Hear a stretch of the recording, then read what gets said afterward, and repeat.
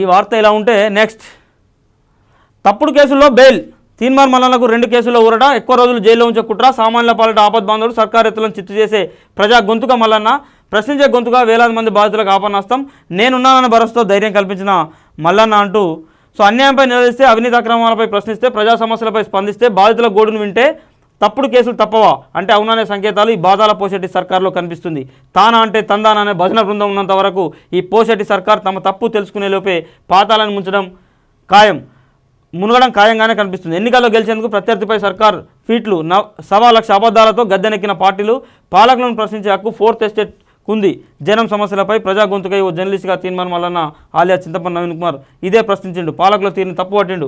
ఇక్కడే రాజ్యం కన్నెర్ర చేస్తే కాకిలు వత్తాసు పలికారు. కథ, స్క్రీన్ ప్లే, దర్శకత్వం కాకిలు చేపట్టగా, పోరంబొక్ పోకిరినట్టుగా బురిడి బాబా లక్ష్మీకాంత శర్మ నటించగా, నిర్మాతగా బాతాల పోషిత సారథ్యంలో మల్లన్నపై తప్పుడు కేసులు అక్రమంగా బనాయించి జైల్లో వేయాలనేది లక్ష్యంగా భారీ కుట్రలకు తెరదీశారు. ఎన్ని కుట్రలు పన్ని జైల్లో పెట్టినా కూడా తప్పుడు కేసులు తప్పు కాకుండా ఒప్పవుతున్నాయా? తప్పుడు కేసులు పెట్టి జనాల ముందు పరువు తీసుకునే కంటే బాధితుల పక్షాన నిలబడి కలబడి కొట్లాడి సమస్యలు తీర్చిన మల్లన్న రూట్ కరెక్టా కాదా అన్నది సర్కార్ పెద్దలు, పోలీసులు, విలన్లు, భజన బృందం బాజా ఆప్తేనే రాబోయే రోజుల్లో అవినీతి ప్రభుత్వానికి పుట్టగతులు, లేకపోతే వారికి అదోగతి తప్పదు అంటూ మల్లన్నకు సంబంధించిన బెయిల్ వచ్చింది. బెయిల్కి సంబంధించిన డీటెయిల్స్తో పాటు ఏం జరిగింది, ఎలా జరిగింది, కేసులకు సంబంధించిన డీటెయిల్స్ కూడా అందించే ప్రయత్నం చేశారు మన వాళ్ళు. ఇది ఇలా ఉంటే కేసీఆర్ ఓ తుగ్లక్ యాత్ర టీఆర్ఎస్ నిరంకుశత్వాన్ని చూపెట్టింది. కేసీఆర్ ధ్యాస అంతా కూడా బీర్ మీదనే. TRS Tughlaq party, Majlis Taliban party కిలోమీటర్కు ఒక బార్ పెట్టారు. మూర్ఖుడి చేతిలో తెలంగాణ బందీ అయింది. ఎంఐఎంకు భయపడే విమోచన దినోత్సవాన్ని జరపడం లేదు. పాదయాత్రలో బండి సంజయ్ సంచలన వ్యాఖ్యలు అంటూ బండి సంజయ్కి సంబంధించినటువంటి పాదయాత్రకు సంబంధించిన వార్త. బండి సంజయ్ పాదయాత్ర కూడా కంటిన్యూ కొనసాగుతూ ఉన్నది.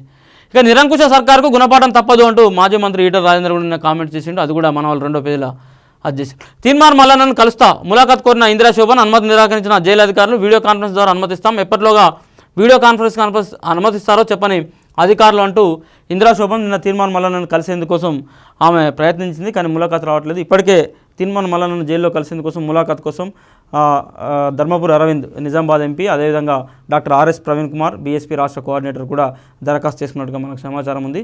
ఇక రేవంత్ రెడ్డి కూడా ఆన్లైన్లో ములాఖాత్ కోసం ప్రయత్నం చేస్తూ ఉన్నారు. తీన్మార్ మల్లన్నను జైల్లో నిర్బంధించడం ద్వారా మల్లన్న యొక్క వ్యూహాలను, మల్లన్న యొక్క ఆలోచనలు బయట రాకుండా చేసే ప్రయత్నం చేస్తూ ఉన్నది ప్రభుత్వం. కాబట్టి మల్లన్నను జైల్లో కలిసి పరామర్శించడం లేదా జైల్లో మల్లన్నకు ధైర్యం చెప్పేటువంటి కార్యక్రమం కొంతమంది రాజకీయ నాయకులు, ప్రముఖులు చేస్తూ ఉన్నారు మిత్రులారా. మల్లన్న కుటుంబాన్ని కూడా చాలామంది కలుస్తూ ఉన్నారు. వారందరూ కూడా ధైర్యం చెప్పే ప్రయత్నం చేస్తూ ఉన్నారు. వారందరూ కూడా కృతజ్ఞతలు, ధన్యవాదాలు తెలియజేస్తున్నాం మిత్రులారా. ఇక మోగిన ఎన్నికల నగారా, 7 రాజ్యసభ స్థానాలకు షెడ్యూల్ విడుదల అంటూ రాజ్యసభ స్థానాలకు సంబంధించినటువంటి వార్త. ఇక కోకాపేట భూముల్లో గోల్మాల్, సిబిఐకి ఫిర్యాదు చేసిన రేవంత్ రెడ్డి, 1000 కోట్ల అవినీతి జరిగిందని ఫిర్యాదు, ఆధారాలు కూడా సమర్పించానని వెల్లడి అంటూ రేవంత్ రెడ్డికి సంబంధించినటువంటి వార్త. నిన్న ఆయన సిబిఐకి ఫిర్యాదు చేసిన వార్త.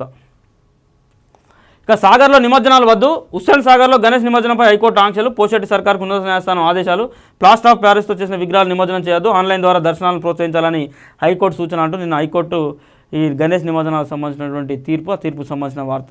ఇక ఆర్మీ సామర్థ్యాన్ని పెంపు, నేషనల్ హైవేలపై ఎమర్జెన్సీ ల్యాండింగ్, ఫీలర్స్ రక్షణ మంత్రి రాజ్నాథ్ సింగ్ అంటూ నిన్న రాజస్థాన్లో రాజ్నాథ్ సింగ్, అదేవిధంగా నితిన్ గడ్కరీ ఇద్దరు కూడా విమానాలను హైవేలపైన రన్ చేసినటువంటి పరిస్థితి. ఇక డ్రగ్స్ కేసులో నటుడు రవితేజ విచారణ 6 గంటల పాటు విచారణ. రవితేజ నిన్న ఈడీ విచారించింది. ఈ విచారణకు సంబంధించినటువంటి వార్తను కూడా మన 2వ పేజీలో వేశారు. ఇది ఓవరాల్గా మన శనార్థి తెలంగాణలో ఉన్నటువంటి వార్తలు.